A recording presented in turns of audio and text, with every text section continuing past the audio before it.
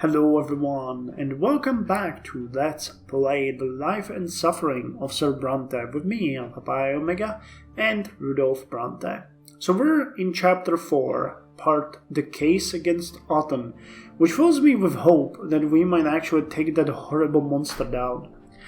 The day after your meeting with Thomas, time slows to a crawl.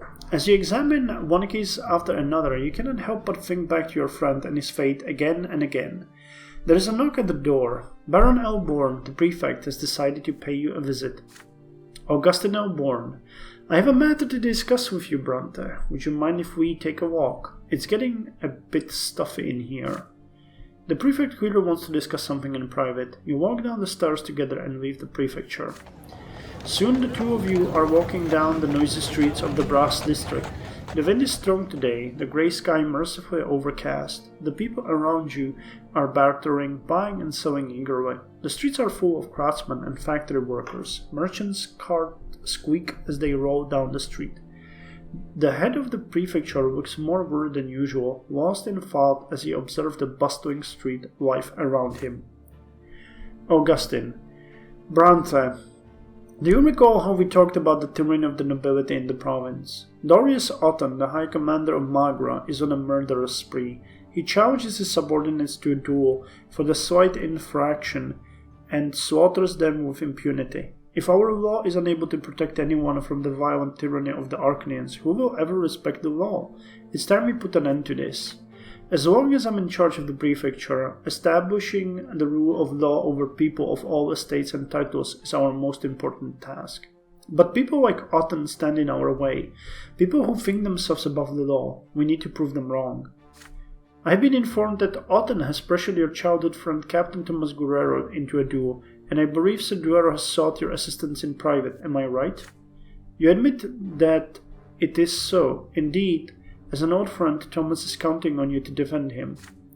And so, young Brante, I believe that to be reason enough to entrust this case to you officially. If you find yourself doubting your abilities, know that you are my best candidate. No other judge would have the courage to prosecute an Arcanian. And I trust you more than any ordinary judge. I spoke to your father, but even he would not accept this undertaking. He says your family has worked too hard to be ennobled by the sword to risk it all now.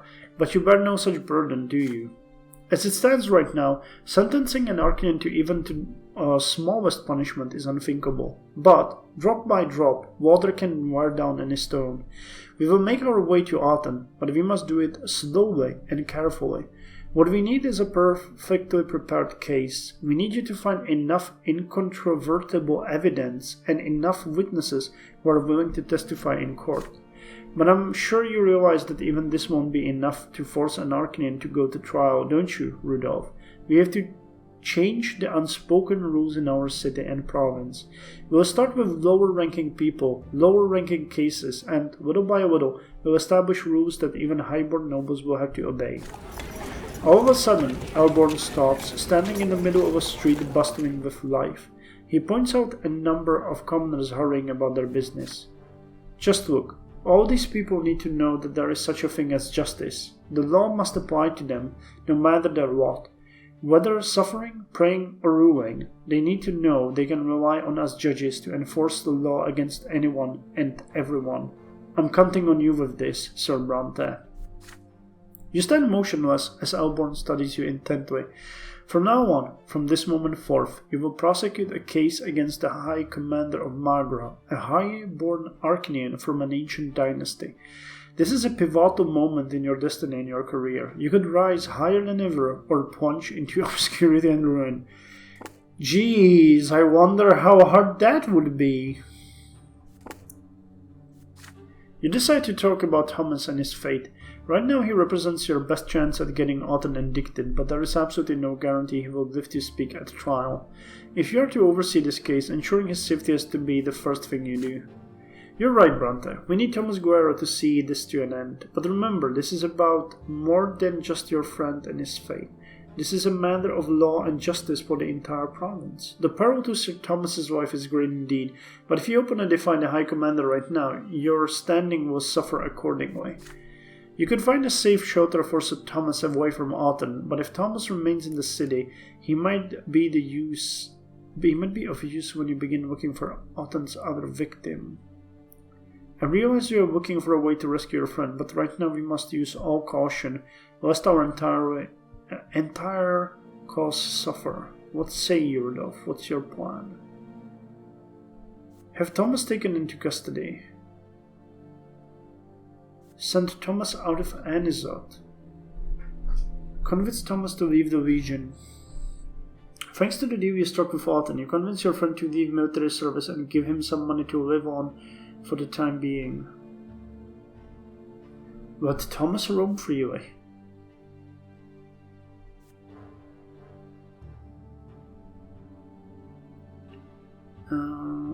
Was there...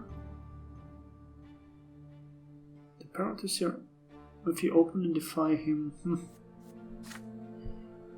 That's not it. So you can find a safe shelter for Thomas. He might be...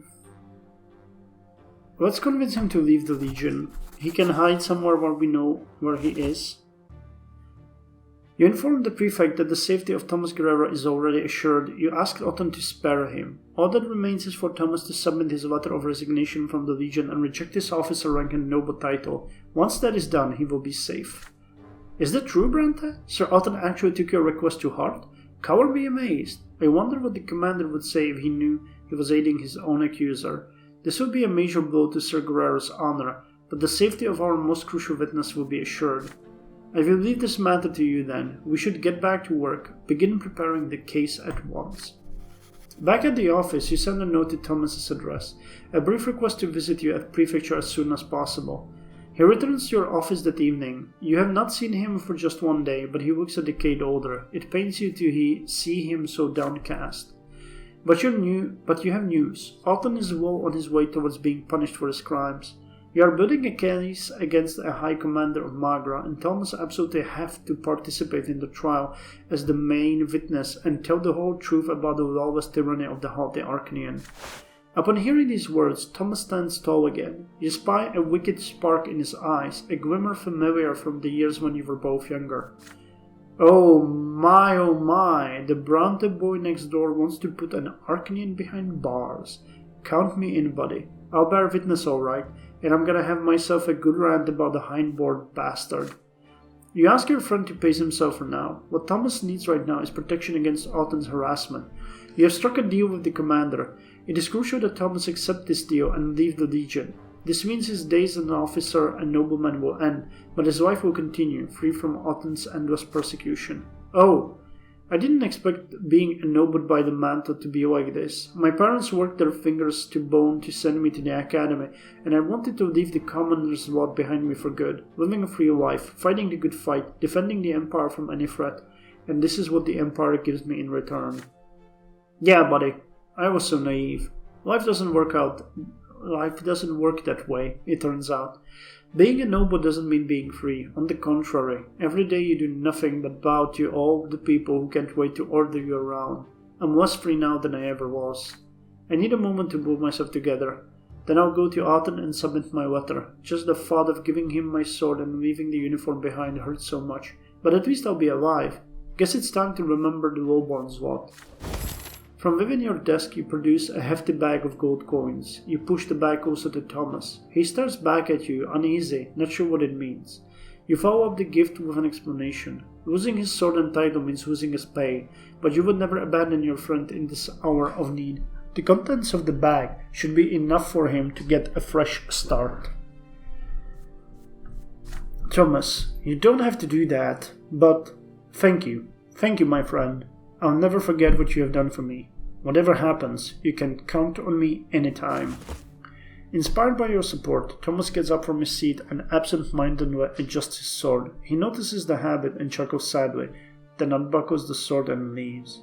Your friend's noble rank and title are for fate, but he will remain safe. Status rescued. You are left alone in your office again, alone with a case against a highborn Arcanian who could annihilate you utterly with a single word. So we saved Thomas. We lost wealth, that's exactly what I was expecting. Otton's case, year 1141. You have been entrusted with a case against the noble and influential Arcanian, the high commander of the province. He is accused of violence against his own legionaries. Well, damn. This is gonna be something. Year 1141. The procession to the tree. A holiday is coming, a day when the entire empire thanks the twins for the silver tree, the sign they left behind as a reminder to their eternal presence in this world. This momentous occasion is especially important for Anisode, but the clergy cannot agree on how best to celebrate it. Father Leonard has called for all worshippers of the twins to approach the temple of the silver tree and kneel before the sacred relic, but the old clergy balks at the idea of Leonard and the new believers leading the ritual. The day has come. An immense crowd is moving in a procession towards the temple near the silver tree where Father Leonard awaits, but an inquisitor by the name of Jean stands in their way. She strikes a defiant pose. Confronted by the member of the Holy Order of the Inquisition, the procession reluctantly stops. Jean: People, turn back. Those who attend Leonard's rite will succumb to the new faith. Those who reject the laws will defy their divine design.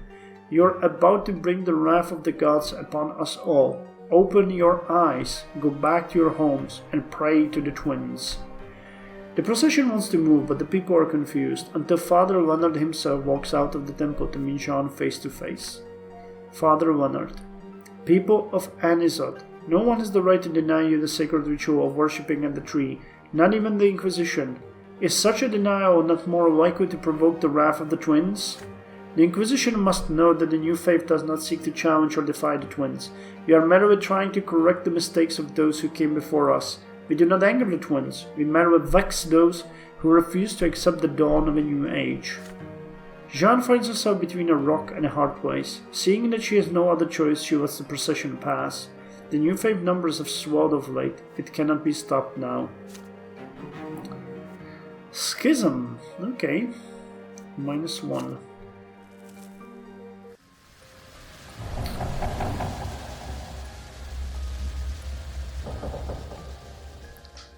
The Festival of the Silver Tree. Today is an important holiday. The entire empire is celebrating the Festival of the Silver Tree, which commemorates the parting gift of the twins, the divine sapling they planted in our mortal world, and in the middle of Anisode for that. The families of the city spend the day in peace and quiet, contemplating the divine roots and that join together all people, their bloodlines, and the entire empire. Mother always oversees this holiday. The day before the festival, she seemed to have shaken off her usual apathy and engaged in preparations with excitement. It was as though her illness has loosened its grip. Mother gathers the entire family for the holiday meal. Father is in high spirits today, sharing jokes with you and Nathan. Stefan is trying to suppress an atypical agitation. Gloria is the last to join you at the table. She is wearing new breeches with high stockings and a yellow vest. Lydia: Gloria, you're wearing men's clothes again. Gloria: No, Mother, I'm wearing clothes women are forbidden to wear. Father gives Gloria a stern look. Stefan rolls his eyes but says nothing. Suddenly, Nathan speaks up. A few days ago in the market, I saw a grocer dressed as Overseer Gaius Tempest. He had a huge carrot for a scepter. He got a sound drumming, of course, but until then it was quite a hoot. Everybody laughs at the ridiculous story, relieved. Even Gloria has a smile on her face when she sits down. The feast commences. Your home finally feels warm for a moment. Lydia: It wasn't so long ago the four of you couldn't even reach up to the table. The first word you said, Gloria, was "gimme." Nathan used to cling to my skirt all the time, almost tearing it. And you, Rudolf, you couldn't talk at all yet, but your piercing stare was so expressive it felt as if you were talking to me. Mother looks at Stefan and suddenly grows quiet. When I met Stefan, he was already 3 years old. He was so serious and a smooth talker to boot.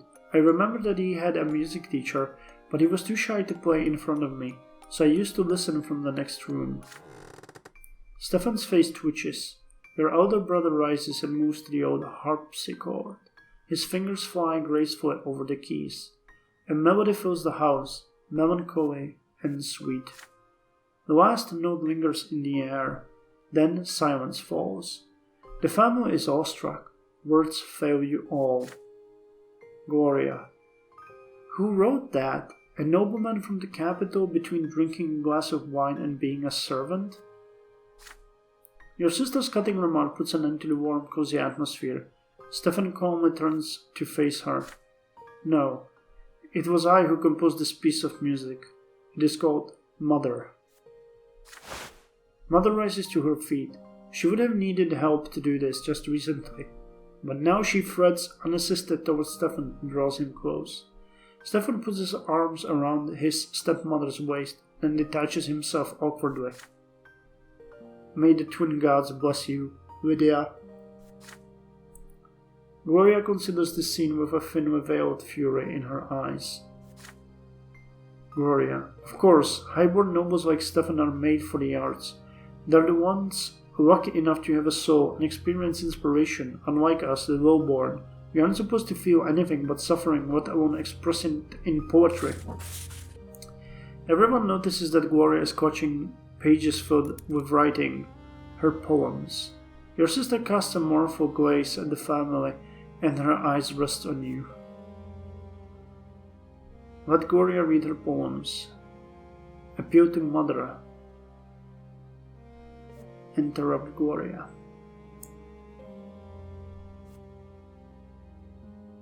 Let Mother calm Gloria down.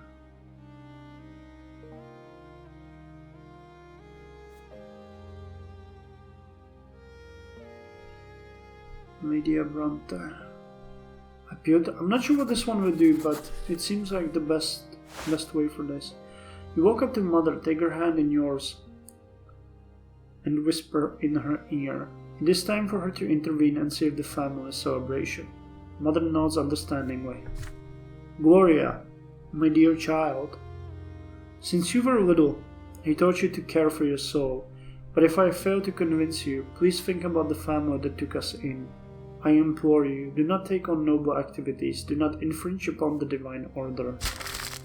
Gloria's face flushes red with fury. She clasps the pages to her chest. That's right, Mother, since I was little. Do you think I'm not reminded of it with every breath I take, of all the things I'm forbidden to do because I'm lowborn? Lydia, my dear girl, listen to me.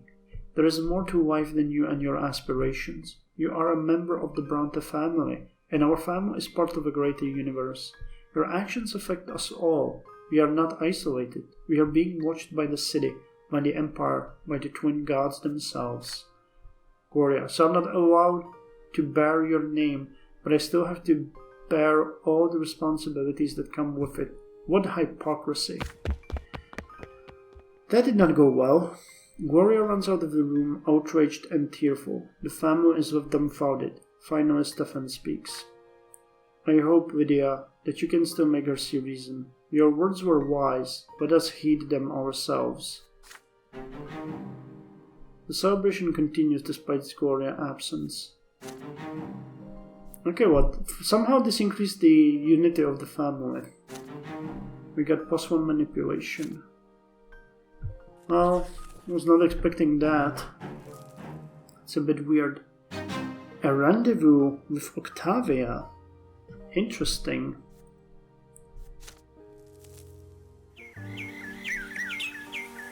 Octavia and you do not see each other very often. As the days wear on, you forget about your unusual liaison. But then the Archduke's daughter bursts into your life and you abandon yourself to passion until she disappears again. Today Octavia is waiting for you at her summer home in the city. It is a cozy little villa, well concealed from prying eyes by the high fence. Beyond the fence is a glorious garden. You have never seen one so beautiful in Magra. Octavia meets you on the veranda. She is wearing a light white frock that leaves her shoulders exposed. Her black hair cascades down her back. You bow to Lady Melanidas. She grins and draws you towards her so you can sit down by her side. The sun is melting beyond the horizon. Octavia commands her servants to leave you alone. Tonight she is strangely pensive, barely touching her food and drink. You cautiously inquire if anything is amiss. Octavia. Listen to me, Rudolf. I'm at a crossroads. My father, the Archduke, is planning to send me out of Magra for a while. Apparently, in his opinion, my escapades are bound to cause trouble for our family.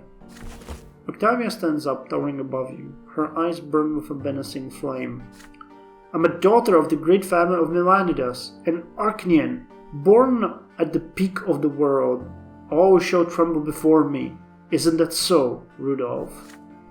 But before you can reply, Octavia abruptly lowers her head, downhearted. I'm not free. Just like you, my dear human Brante. I have a duty to my family, to my blood tide, to the Empire.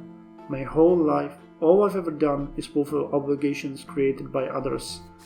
I have no aspirations. Everything is preordained. What the world is like, how I ought to live. What my father doesn't design for me, those two up on the peak of the shining pillar already have. I'm looking for a way out of this cage. It must exist. I study history, but all I find are tidbits of lost knowledge, but I believe that I'm not the first to try to escape the changes of this world. What am I to do, Rudolf? You yearn to break free of the fetters of fate just as I do. You have escaped the commoner's lot and joined the higher estate, but your new lot is just as much of a prison, isn't it? Could it really be that none of us will ever be free? Octavia looks into your eyes dolefully. You have never seen her so helpless before. Share your revelation. Inquire about this arcane knowledge. Lose yourself in pleasure. Ask for assistance. Huh. She could be our patron. Interesting. I guess that would happen if we were not a noble. So should I share? You relate to Octavia's the grandeur of the twin gods' design as it was revealed to you in your revelation.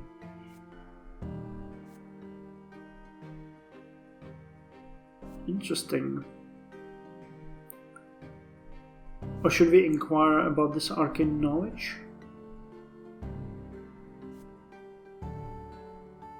I guess it's better to listen than to talk. This will probably be more intimate. You carefully inquire about the lost knowledge Octavia was speaking of. What is she trying to find in these ancient manuscripts? Octavia responds with a playful smile. She takes your hand and leads you into her chambers. There, under the flickering candlelight, she covers you with a semi-transparent, gold-colored veil. Then she puts a mysterious mask of the same color over your face. Don't speak. You'll understand. Let me in.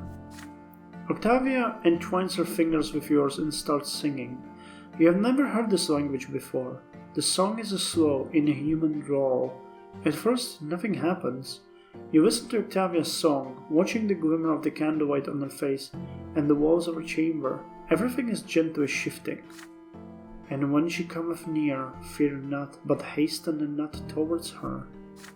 Octavia's lips are not moving. The words seem to take shape inside your head by themselves. The skin of your limbs has taken on a different hue. Now it is blue like that of the Archnians. Who is sitting opposed to you, Octavia? Yourself? You cannot tell anymore. Everything has become one. The world fades away and shatters. Your bodies, the walls, the rooms, the building, the city, everything grows pale and dissolves into the light. All of it, the lots, the empire, the twin gods themselves, is but a dream. And you have wandered through this dream all your life. You come to your senses in the dead of the night in Lady Melanidas' bed. She is lying beside you, asleep, naked, her black hair spilled across the pillow. You run your trembling fingers over her skin. Octavia is sleeping soundly. Relations +1, okay. +2 theology, and +5 willpower. Okay, I'll take that. That was definitely an interesting event.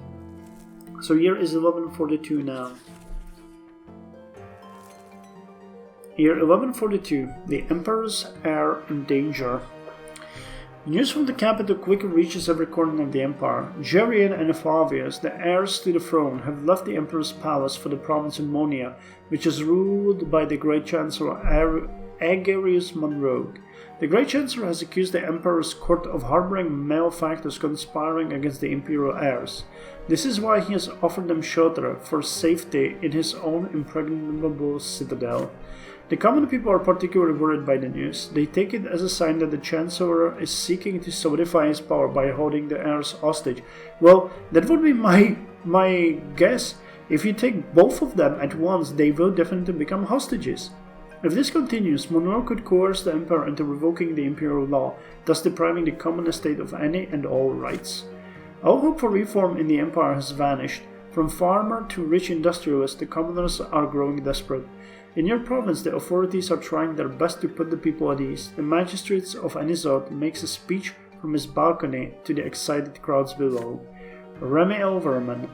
Trust in your emperor, good people. The imperial heirs are the future of the great Tempest dynasty. The emperor has made the wise decision to send them far away from the scheming court. Great Chancellor Monroe will take good care of them and keep them safe. All glory to the empire. All glory to the Tempests. All glory to the empire. -1 power, -1 wealth. Well, that went well. Chapter Peacetime ends soon. Examine possible chapter endings to check which way you are headed. To achieve the goal that you have chosen, you have to meet all of these conditions at the end of the chapter. Okay, so we want to have Autumn sentenced. So we need Justice 8 to 9, which I believe we have. August and Elborn is not betrayed, and we are the protector of the people. Cool. And the evidence against Autumn we might still get. Autumn faces the Court of Honor. Okay, Career 8 through 9, betrayed August and Elborn. Okay, so this one is not working for us, but this one is okay. Yeah, we have all... Actually, yeah, it shows which are concluded. So we have met all of the conditions to sentence Autumn. None of these. Knight of the Serpents. Okay, the supporters of Archduke Meladinas take over the city. Yeah, that would mean that we need to side with Meladinas and Broken Chains. Justice 10. Well, this would be kind of cool, and we are still kind of close to that, but it looks like that Autumn's sentence is gonna happen, and yeah, neither one of these is true. So cool, we will probably sentence Autumn. That's awesome. So the next part of chapter 4 is called The Search for Evidence. So let's look into that one in the next episode. Till then, thank you for joining me, and I'll see you next time with more The Life and Suffering of Sir Brante.